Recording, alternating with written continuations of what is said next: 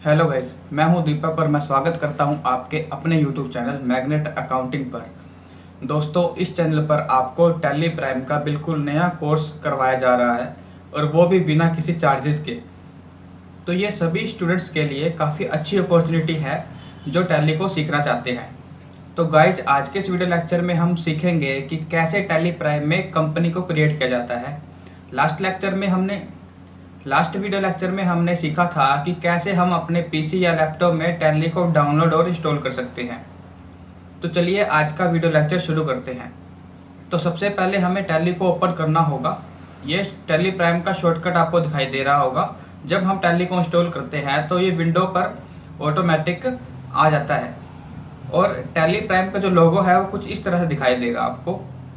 इसे ओपन करने के लिए या तो हम इस पर डबल क्लिक करेंगे, अदरवाइज इसके ऊपर राइट क्लिक करने के बाद ओपन के ऑप्शन पर क्लिक करेंगे तो भी ये टैली ओपन हो जाएगी। तो थोड़ा लोडिंग लेने के बाद टैली ओपन हो जाएगी। तो गाइज, जब टैली सॉफ्टवेयर ओपन होगा तो सबसे पहले आपको ये लाइसेंस के बारे में पूछेगा। अगर आपने टैली लाइसेंस को बाय कर रखा है, परचेज कर रखा है, तो आप इसमें उस लाइसेंस को एक्टिवेट कर सकते हैं। टैली प्राइम के अंदर टैली ERP 9 में आपने जो लाइसेंस ले रखा है वही इसमें एक्सेस होगा कि यानी कि टैली ERP 9 का जो आपने लाइसेंस परचेज कर रखा है वो ही टैली प्राइम में चल सकता है। काफ़ी लोगों को इस चीज़ के बारे में कन्फ्यूजन रहती है कि हमें टैली प्राइम के लिए क्या नया लेना पड़ेगा। तो ऐसा कुछ नहीं है, टैली ERP 9 का ही लेटेस्ट वर्जन है टैली प्राइम। तो अगर हमारे पास कोई लाइसेंस है तो हम इसमें एक्टिवेट कर सकते हैं। फिलहाल हम एजुकेशन के लिए टैली को सीखने के लिए हम टैली का यूज कर रहे हैं, तो हम एजुकेशन मोड पर क्लिक करेंगे तो टैली हमारी एजुकेशन मोड पर शुरू हो जाएगी। लाइसेंस के बिना भी हम टैली को चला सकते हैं, लेकिन एजुकेशन मोड में हम डेट को नहीं चेंज कर सकते, यानी कि हम मंथ की 1 तारीख या 2 तारीख को ही चेंज कर सकते हैं, उसमें एंट्री कर सकते हैं। तो टैली सीखने के लिए एजुकेशन वर्जन का यूज किया जा सकता है। तो एजुकेशन मोड पर क्लिक करने के बाद हमें कुछ इस तरह का इंटरफेस दिखाई देगा, जैसे कि create company, select remote company, specify path, select from drive. और यहाँ पर जो आपको जगह दिखाई दे रही है वो सारी जो कंपनी हम क्रिएट करेंगे इसके अंदर, उन सभी की डिटेल इसके अंदर आएगी। तो फिलहाल हमने पहले कोई भी कंपनी क्रिएट नहीं की, तो यहाँ पर कुछ भी शो नहीं हो रहा। अब टैली प्राइम के अंदर कुछ एडवांस फीचर दिए गए हैं जो टैली ERP 9 में नहीं थे, जैसे कि सिलेक्ट फ्रॉम ड्राइव। तो इसकी हेल्प से हम क्या कर सकते हैं कि किसी भी ड्राइव में हमारा जो डेटा पड़ा है कंपनी का, जैसे C ड्राइव है, D ड्राइव है, E ड्राइव में, हम यहीं से उसको सिलेक्ट कर सकते हैं, यानी कि हमें बार बार पाथ चेंज करने की कोई ज़रूरत नहीं है। तो ये काफ़ी बढ़िया फीचर दिया है, बढ़िया ऑप्शन दिया है टैली प्राइम ने।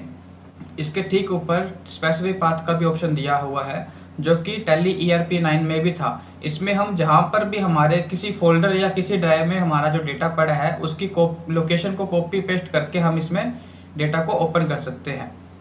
तो अब हम कंपनी को क्रिएट करते हैं। तो क्रिएट करने के लिए क्रिएट कंपनी के ऑप्शन पर क्लिक करेंगे तो आपके सामने कंपनी क्रिएट की स्क्रीन आ जाएगी इस तरह से। और अब हमें कंपनी की डिटेल को इसमें फिल करना होगा, जैसे नाम, मेलिंग नेम, स्टेट क्या है, फाइनेंशियल ईयर क्या है, उन सभी को हम इसके अंदर फिल करेंगे। तो अब हमें टैली प्राइम में कुछ मेन ऑप्शन ही दिखाई दे रहे हैं जो टैली के अंदर कंपनी क्रिएट करने के लिए ज़रूरी है।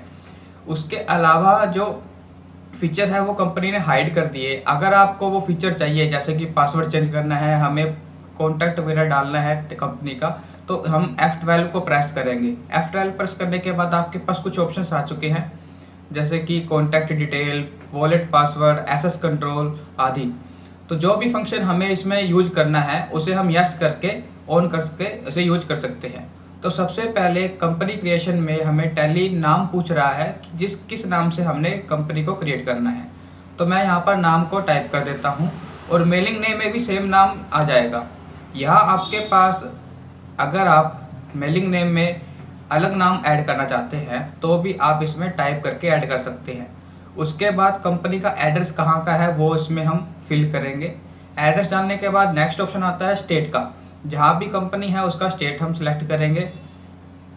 अब टैली ने यहाँ पर सिलेक्ट न्यू स्टेट का भी ऑप्शन दिया है कि अगर आपकी इस लिस्ट के अंदर कोई स्टेट नहीं है, पहली बात तो इसके अंदर सभी स्टेट दे रखे हैं। अभी अगर कोई ऐसा स्टेट है जो लिस्ट के अंदर नहीं है तो आप न्यू स्टेट पर क्लिक करके उसे अपना फिल कर सकते हैं।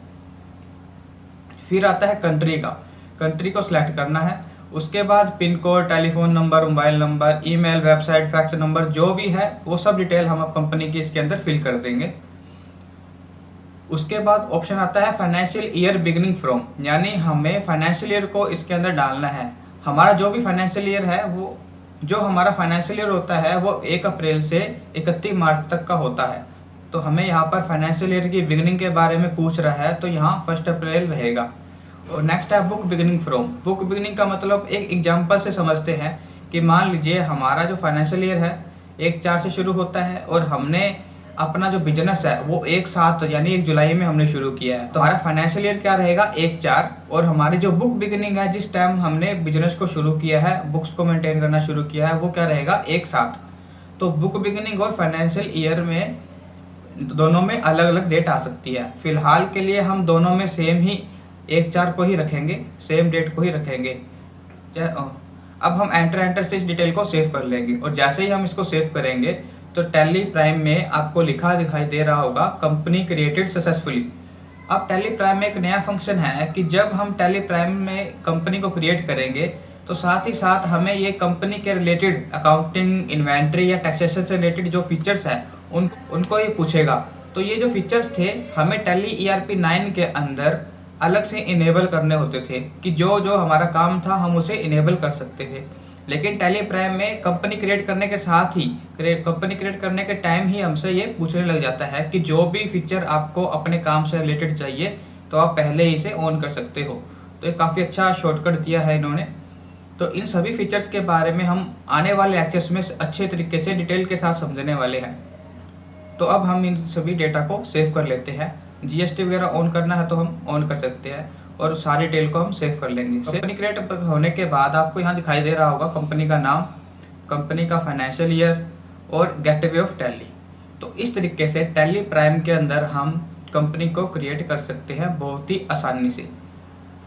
तो उम्मीद करता हूँ कि इस वीडियो लेक्चर से आपको टैली प्राइम को समझने में काफ़ी हेल्प मिली होगी। तो जुड़े रहेगा हमारे साथ एक मैग्नेट की तरह, मैग्नेट अकाउंटिंग पर। Thank you.